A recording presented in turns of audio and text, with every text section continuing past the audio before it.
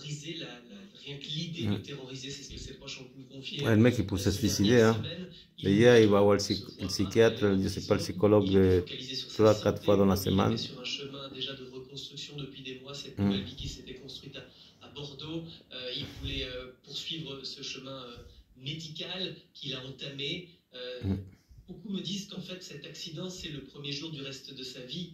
Ça fait 25 ans qu'il était dans une bulle, qu'il était surprotégé par son entourage professionnel, qui nettoyait toujours derrière ses bêtises. Il passait son temps à s'excuser après et il n'a pas véritablement compris ces dernières années l'ampleur de son attitude et de ses conséquences. Et le jour de cet accident, finalement, il a compris qu'il était allé probablement trop loin, même s'il n'avait pas véritablement la mesure de l'ampleur de son acte.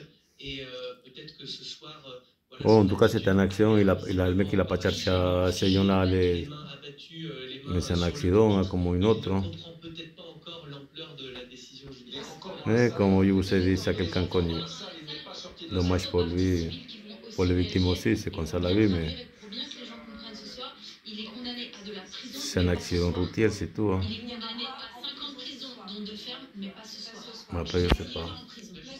Que c'est un malade en fait qu'ils avaient face à eux. C'est le procès d'un homme malade, c'est ce qu'on a beaucoup entendu. Qu'est-ce qui reste à déterminer justement? Le mec il est KO, le mec on voit sa tête, hein, il va pas bien, il va pas supporter qu'il doit faire la prison. C'est sûr et certain qu'on va parler de ça où c'est l'attente. Lui il avait peur de faire la prison, donc il va... Il va tenter s'échapper, je sais pas. Vraiment, je sais pas. En tout cas, je suis désolé pour les victimes et pour lui. Hein. C'est comme ça la vie, en tout cas, c'est un être humain.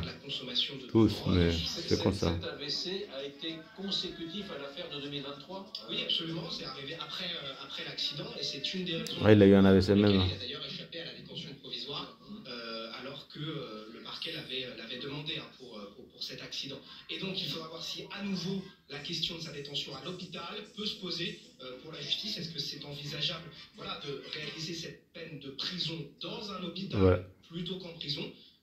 Ça pourrait tout de même être considéré comme de la détention aux yeux de la justice. C'est ce que d'ailleurs son avocat, au moment de sa plaidoirie, a mis en avant, c'est-à-dire le risque que lorsqu'il se trouve en détention, finalement, il replonge plus facilement. Il a expliqué à un moment donné, cet avocat, que par exemple en prison, on pouvait facilement trouver de l'alcool. De l'alcool, des cachetons, de la drogue, plein de trucs se trouvent en prison, des téléphones, tout. Hein. Tu rondes des téléphones, tu rondes des courriers, tu les sors. C'est comme ça. Aussi des symptômes dépressifs, un homme finalement assez isolé. Ça, c'est ce qu'a dit bien évidemment son avocat, qui a demandé, elle, 4 ans.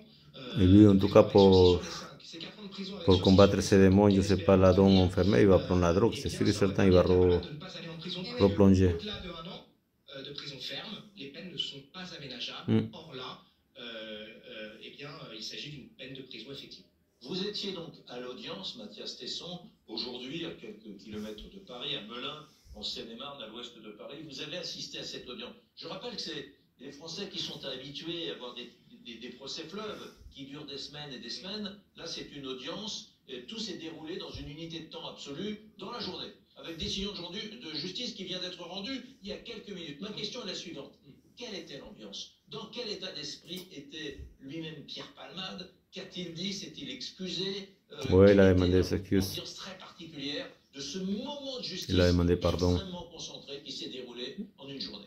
Il s'est tourné vers ses victimes. Le tribunal judiciaire de Melun n'avait jamais vu une effervescence médiatique telle et populaire, c'est pas forcément le bon mot, mais en tout cas, c'est pour vous expliquer qu'il y avait plusieurs dizaines, plusieurs centaines de personnes du public qui espéraient pouvoir assister aujourd'hui à cette audience. Ils étaient là pour certains très tôt ce matin pour patienter. Pareil pour les journalistes. Ah, moi je ne savais pas, sinon il avait été là aussi, là-bas, je connais bien. Il y avait une salle de C'est en retransmission qui avait été 77. mise en place en plus RUR de la salle d'audience traditionnelle. Ça, c'est pour vous planter un petit peu le décor. Pierre Palmade, les parties civiles sont arrivés pour la plupart dans les portes dérobées, parce qu'évidemment, avec cet enjeu médiatique très fort, bonne soirée. la communication